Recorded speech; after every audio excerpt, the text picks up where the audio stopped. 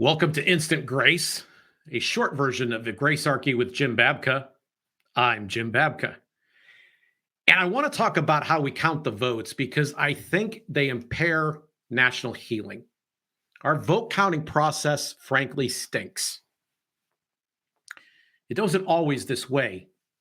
In a simpler era where we counted paper, we were able to get the results the same night. And this was pretty consistently true with the exception of the 2000 election during the course of my lifetime. And one could argue during the narrow race, you might say that the Kennedy-Nixon race was an exception. But pretty much we knew the night of the election what the results are. The day after the election, we're still sitting not knowing for sure what the final outcome is in some states. And I just want to say, frankly, that's absurd. It's a simple math problem to count the votes. Counting the votes is 1, 2, 3, 4. It's addition. It's counting. It's the basic thing we teach our children to do, and it can be done by people, by real human beings, with real pieces of paper that are marked, and that is remarkably reliable. But we don't do things that way, and we don't do that in most places. And during the election night coverage, one of the things I observed was that reporters would come on and try to describe what was happening in various states, and their explanations were unhelpful and confusing. In fact, for the more conspiratorial-minded people, they were actually concerning because it didn't sound like anybody knew what was going on. It sounded like maybe somebody was delivering extra ballots or something. And I'm not saying that that's what happened. I want to be clear. I'm aware, for example, that we have a huge amount of paper in these elections, and we have an audit trail that we can follow. And given how many people vote, the system is remarkably reliable in its long-term outcomes. My criticism is that we can't get the results that night. And there's just simply no excuse for that. The election that we just experienced, and nearly every election in our lifetime, has been decisive enough that we should have known the results that night. And you say to me, Jim, why are you making such a big deal about this? Well, from a grace perspective, I think there are some human elements here that are missing. We humans are symbolic, ceremonial creatures in most cases. And I mean, some of the iconoclasts amongst us notwithstanding.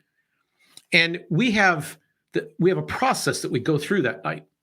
Now, for the losing side, this is a painful experience, and grief is automatically going to set in. They spent months being told this was the most important election in a generation. The stakes are so high.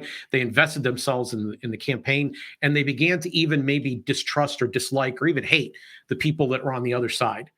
They really felt this mattered. So what were we denied in last night's outcome? And what have we been denied in recent years? Well, I want to flash back to 2008, which is where I think this is the last time that this was so memorably and well practiced. If the vote counting is being done correctly and we get the results in a timely fashion, it is possible before the East Coast, they may have to stay up a bit late, but it is possible before they have to go to bed, must get to bed, for you to be able to announce with some confidence as a media who the likely winner is. And then the ceremony would kick into gear. There would be time first, and the order matters here, for the challenger to come out. And in that year, it was a man that I don't have a lot of admiration for, frankly. He did a lot of things in his life that I think were wrong. But this night, he was on. His name was John McCain. And he came out and he said, I just spoke to Barack Obama, the winner, and I congratulated him on winning the office. And he's our nation's president, and I will work to support him, and I'm encouraging you to do the same, because after all, we all love America, and we're trying to do the best that we can for this country.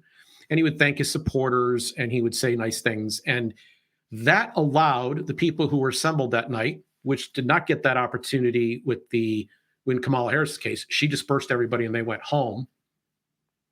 It did not give all of the support base an opportunity to hear from their leader at the moment where the grief was most acute, and to begin the national process of healing. And you know what I don't care what the vote counting on TV is or on your device. What's missing is the end of the election when that concession speech isn't given. That's really the official endpoint of the entire campaign. It says this race is over. The loser, and I use that term guardedly, the person who lost the race doesn't tell us that the race is over. And we no longer seem to expect that necessarily. But then the winner would come out, and Barack Obama did. And we could famously remember his wife and his daughters walking out. He had that long platform. They walked out. He had a big crowd, and he's waving to them. And then when he got up and says, one of the things he got up and said early was, I want to congratulate my opponent on a well-fought race. He's a good man.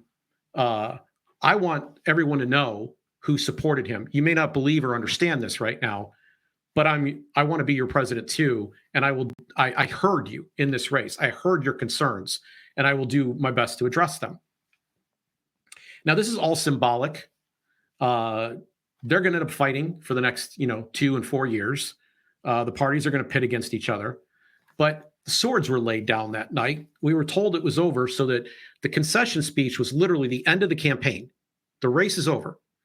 And the acceptance speech was the beginning of the transition. And that was followed by a media that behaves completely different from how we expect them to behave now. They would begin talking about how great each of their presentations were. The challenger who lost being exalted as somebody who just did something so honorable and so great. And the person who won, we would all start to begin to talk about how they were going to govern and how we all need to come together. And aren't we blessed? These media personalities would suggest we were blessed to be in a country like this. That's not what I heard, by the way. One commentator in particular that I saw was talking about how the fact that there were women all over the country who felt rejected by the fact that Harris did not win the race. Why would you be stoking further division at that moment? Now, I believe democracy is not really a great way to be making lots of decisions that we make in this country. People, real people, should sit down and talk and work together to find voluntary solutions and practice human respect with one another. But if we're going to continue to have this system, we should have these ceremonial points that help allow people to grieve properly and also and be encouraged and unify us. This system suppresses that grief and crushes unity the way it's being practiced in just the last couple or few elections. 2008 isn't that long ago. And it's how things worked consistently in the previous races. It's how we expected it to work. We became comfortable that that's how it was supposed to work.